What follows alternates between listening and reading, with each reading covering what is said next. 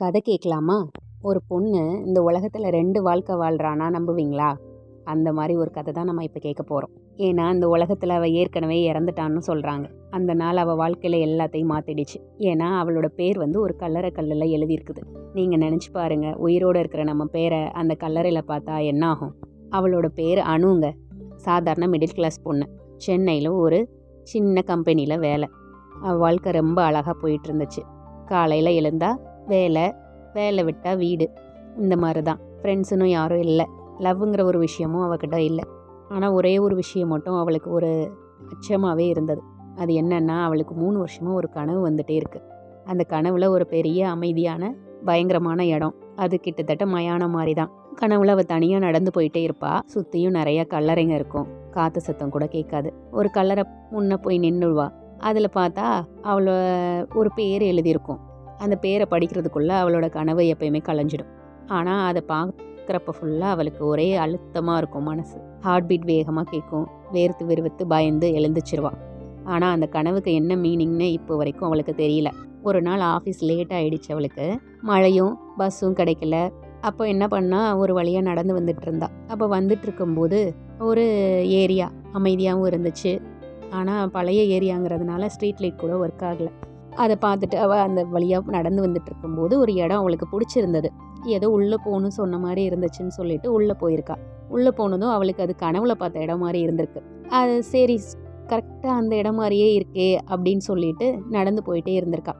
ஆனால் ஒரு இடத்துல போகணுன்னா அவளோட கால் ஸ்டாப் ஆயிடுச்சு. என்னன்னு பார்த்தா அதுவும் ஒரு கல்லறை. அந்த கல்லறையில் ஒரு பேர் எழுதியிருக்கு. சேம் அந்த கனவுல வர இன்சிடென்ட் மாதிரியே இருந்திருக்கு அவளுக்கு பார்க்குறதுக்கு. சரி பார்ப்போம் அப்படின்னு பார்த்தா அதில் அவளோட பேர் அனு அப்படின்னு இருக்கு. அதில் ஃபுல் நேமும் இருக்குது, அனுஷியா அப்படின்னு. அவளோட டேட் ஆஃப் பர்த்தும் அதுக்கு கீழே டேட் ஆஃப் டெத்துன்னு போட்டு 3 வருஷம் முன்னாடி இறந்ததா காமிச்சிருக்காங்க. அதை பார்த்தோன்னா அவளுக்கு ஒரே மனசில் வருத்தமாயிடுச்சு. என்னடா நம்ம பேரு கீழே 3 வருஷத்துக்கு முன்னாடி இறந்துட்டோன்னு போட்டிருக்காங்க அப்படின்னு தோண ஆரம்பிச்சிருச்சு. ஃபோட்டோவும் அந்த கல்லறையில் இருக்குது. அந்த ஃபோட்டோ கூட அவளோட ஃபோட்டோவே தான். ஒரே முகம், மச்சம் இருக்குது. அந்த மச்சம் கூட அதில் காமிச்சிருக்காங்க. அப்போ அப்படியே பயந்துட்டு அங்கேயே உக்காந்துட்டா. அப்போ தான் அவளுக்கு பின்னாலேருந்து ஒரு குரல் கேட்டிருக்கு. நீ இங்கே வருவீங்கன்னு எனக்கு தெரியும் அப்படின்னு அவர் சொல்லியிருக்காரு. சரின்னு அவள் திரும்பி பார்த்தா ஒரு வயதான தாத்தா. அவளை பார்த்து, நீ 3 வருஷத்துக்கு முன்னாடியே இறந்துட்டமா அப்படின்னு சொல்லியிருக்காரு. அவர் அந்த வார்த்தை சொன்ன நிமிஷம் அவள் காதுக்குள்ள ஏதோ ரொம்ப ஷாக் ஆயிடுச்சு. அங்கிள், என்ன அங்கிள் சொல்கிறீங்க? நான் தான் இப்போ உங்கள் முன்னாடி உயிரோடு நிற்கிறேன். நீங்கள் என்னை பார்த்து நீ இறந்துட்டேன்னு சொல்கிறீங்க அப்படின்னு. இல்லைம்மா, நீ இங்கே இருக்கக்கூடாது, நீ உடனே கிளம்பு அப்படின்னு சொல்கிறார். அவர் யாருன்னா, அந்த கல்லறை இருக்க இடத்துக்கு வாட்ச்மேனாக வேலை பார்க்குறவர். 20 வருஷமாக இங்கே தான் அவருக்கு வேலை. அவர் மெதுவாக சொல்கிறாரு, 3 வருஷத்துக்கு முன்னாடியே நீ இறந்துட்டமா, இங்கே தான் கொண்டு வந்தாங்க, ஒரு ஆக்சிடெண்ட்டில் இறந்துட்ட, அந்த பேருக்கு அனுன்னு சொன்னாங்க அப்படின்னு சொன்னோன்னா அவளுக்கு இன்னும் கொஞ்சம் ஷாக்கு. அதுக்கு எல்லா காரியமும் நான் தாம்மா செஞ்சு முடித்தேன். அந்த சாம்பலை கூட இங்கே தான் புதைச்சி தான் அதில் கல்லறை கட்டியிருக்காங்க அப்படின்னு சொல்கிறார். அங்கிள், நான் இங்கே உங்கள் முன்னாடி தான் நிற்கிறேன் அங்கிள் அப்படின்னு சொல்கிறான். நீ இறந்துட்டம்மா, நீ உயிரோடு இருக்கிற மாதிரி தெரிஞ்சாலும் நீ இந்த உலகத்தை சேர்ந்தவ இல்லை, நீ வேறு ஒரு உலகத்துல இருந்து வந்தவ அப்படின்னு சொல்கிறார். அவர் காமிக்கிறதுக்காக ஒரு பழைய பேக்கில் இருந்து ஹாஸ்பிட்டல் ரிப்போர்ட்டு, ஆக்சிடெண்ட் ஆன ஃபோட்டோ, அந்த டெட் பாடியோட ஃபோட்டோ எல்லாம் அவகிட்ட காமிக்கிறார். அந்த ஃபோட்டோவில் அவளோட ஃபேஸ் தான் இருக்குது. ஒரு மச்சம் இருக்குது, அது கூட கரெக்டாக சேமாக இருக்குது. எல்லாமே பார்த்தோன்னா இவளுக்கே நம்பணுமா நம்பக்கூடாதா அப்படிங்கிற ஒரு குழப்பம். 3 வருஷத்துக்கு முன்னாடி ஒரு மழையிலமா உனக்கு ஆக்சிடெண்ட் ஆயிடுச்சு. நீ பைக்கில் வந்துட்டு இருந்த, லாரி தட்டி அந்த ஸ்பாட்லேயே நீ இறந்துட்டம்மா. ஹாஸ்பிட்டலுக்கு கொண்டு போனாங்க, அங்கே முடிஞ்சதுன்னு சொன்னதுனால இங்கே தான் எல்லா காரியமும் பண்ணாங்கம்மா. அதனால தான் நான் சொல்கிறேன், நீ இந்த உலகத்தை சேர்ந்தவ இல்லை அப்படின்னு சொல்கிறாரு. ஆக்சிடெண்ட் ஆன அந்த செகண்டில் நீ 2 உலகத்துக்குள்ளேயும் போயிருக்க. ஒன்றில் நீ இறந்துட்ட, இன்னொரு உலகத்தில் நீ பழச்சிட்ட. அதுதாம்மா இப்போ பார்த்தா அந்த உலகத்துக்குள்ளேயே உன்னைய திருப்பி கொண்டு வந்திருக்குது. அதனால தான் நீ இங்கே திருப்பி உன்னோட கல்லறையை பார்க்க நீயே வந்திருக்க. இந்த உலகத்தில் நீ இறந்துட்டியா, இதே உலகத்துக்கு நீ இங்கே இருந்தீன்னா நீ மெதுவாக இறக்கக்கூடிய நேரம் வந்துடும். என்னங்கள் என்னென்னமோ சொல்கிறீங்க அப்படின்னு சொல்லிட்டு அவளுக்கு ஒரே குழப்பம். முதல்ல நீ இங்கே இருந்து தப்பிக்கணும், இல்லைனா இந்த உலகமே உன்னைய அழிச்சிடும். நீ இந்த உலகத்தில் ஏற்கனவே இறந்துட்டமா அப்படின்னு சொன்ன வார்த்தை மட்டும் அவளுக்குள்ளே ஓடிட்டே இருக்குது. ஆனால் அந்த மூளைக்கு எட்டலை அந்த வார்த்தை. நான் எப்படி உயிரோடு இருக்கிறவளை எப்படி இறந்துட்டேன்னு சொன்னால் ஏற்றுக்க முடியும் அப்படின்னு ஒரே குழப்பமாக இருக்கிறான். ஒரு முடிவு பண்ணி ஏதாவது கண்டுபிடிக்கணும் அப்படின்னு மட்டும் அவளுக்கு தோணுது. அதனால என்ன பண்ணுறா, ஹாஸ்பிட்டலுக்கு போகிறா. ஹாஸ்பிட்டலில் போய் அவளோட ரெக்கார்ட்ஸ் எல்லாம் கேட்குறா. அவளோட ரெக்கார்ட்ஸ் இல்லை, அந்த இறந்த பொண்ணோட ரெக்கார்ட்ஸ் எல்லாம் கேட்குறா. அவளோட name, date of birth, Aadhaar card, accident நடந்த இடம் எல்லாத்தையும் கொண்டு போயிட்டு டேட்டு கரெக்டாக சொல்லி கேட்குறா. அவங்களும் எடுத்து பார்த்துட்டு சொல்லிடுறாங்க, ஆமாம்மா ஆக்சிடெண்ட்டான கேஸ் கொண்டு வந்தாங்க, டெத் சர்டிஃபிகேட்லாம் கொடுத்தாச்சு, உடம்பு ஒப்படைச்சாச்சு அப்படின்னு டேட்டு டைம் எல்லாம் கரெக்டாக சொல்லிடுறாங்க. இருந்தாலும் அவளால் நம்ப முடியல. அதனால சரி திருப்பி போலீஸ் ரெக்கார்டு போய் கேட்கலாம் அப்படின்னு சொல்லிட்டு போலீஸ் ஸ்டேஷன் போகிறா. போலீஸ் ஸ்டேஷன்லேயும் அவங்க எஃப்ஐஆர் நம்பர் சொன்னால் ஆக்சிடெண்ட் கேஸு எல்லாமே எடுத்து காட்டிட்டாங்க.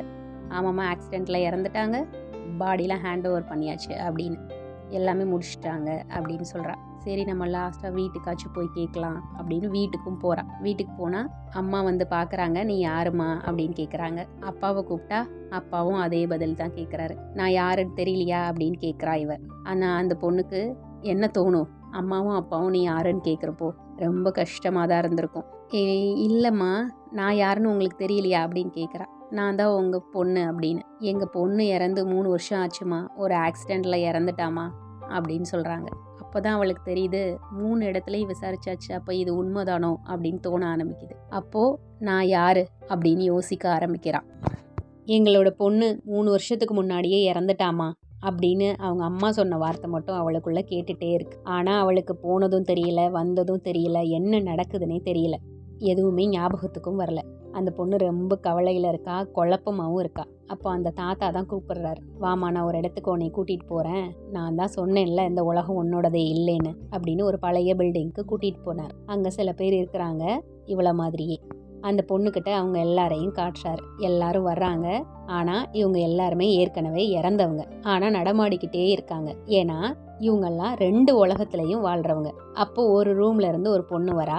அந்த பொண்ணு இவ்வளோ மாதிரியே இருக்கிறா. இவளுக்கு பார்த்தோன்னா ரொம்ப ஷாக் ஆயிடுச்சு. என்னன்னா ஒரே முகம், ஒரே வாய்ஸு, அச்சு அசல் இவளை போலவே இருக்கிறா.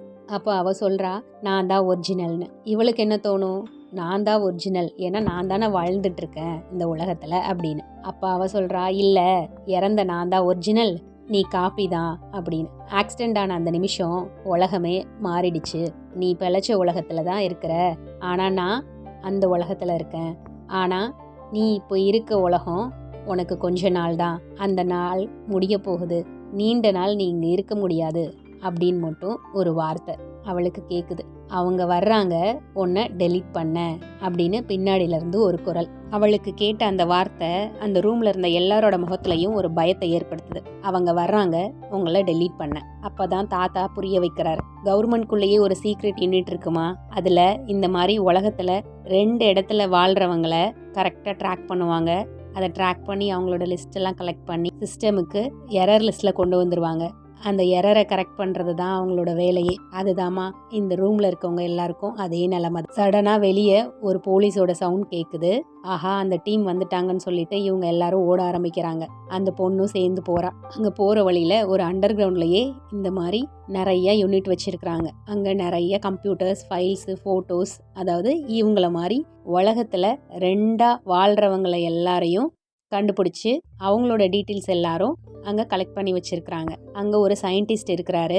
இது இப்போது ரொம்ப அதிகமாக நடந்துட்டு வருது, இது ரொம்ப ஆபத்தானது, அதனால அந்த 2 உலகத்துலையும் வாழ்கிறவங்களை நாங்கள் கரெக்டான டீமை வச்சு அதை எக்ஸிஸ்ட் பண்ணுறோம் அப்படின்னு சொல்கிறாரு.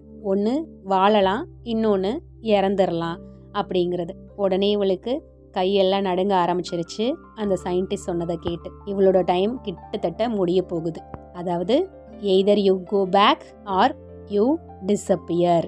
சயின்டிஸ்ட் சொன்ன அந்த வார்த்தை அவ காதுக்குள்ள கத்தி மாதிரி குத்திக்கிட்டே இருந்துச்சு.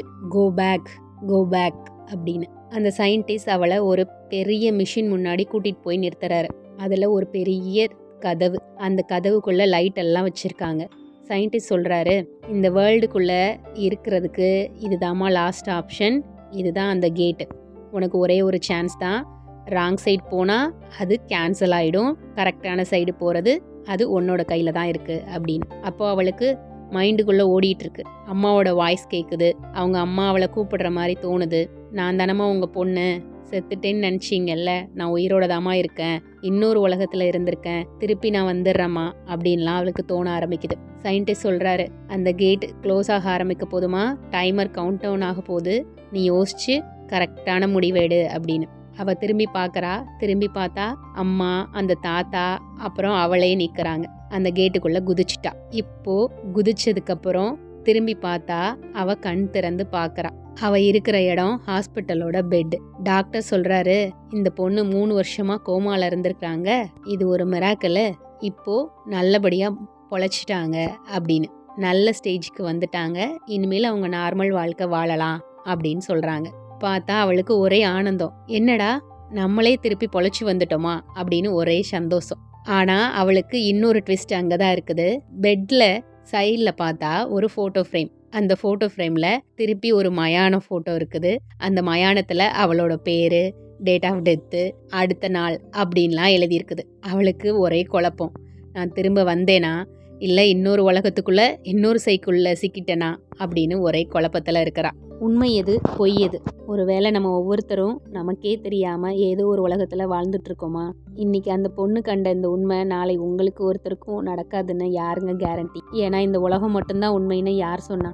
இந்த கதையை கேட்ட நீங்கள் இப்போ உங்கள் வாழ்க்கையை ஒரு தடவை திரும்பி பாருங்கள்.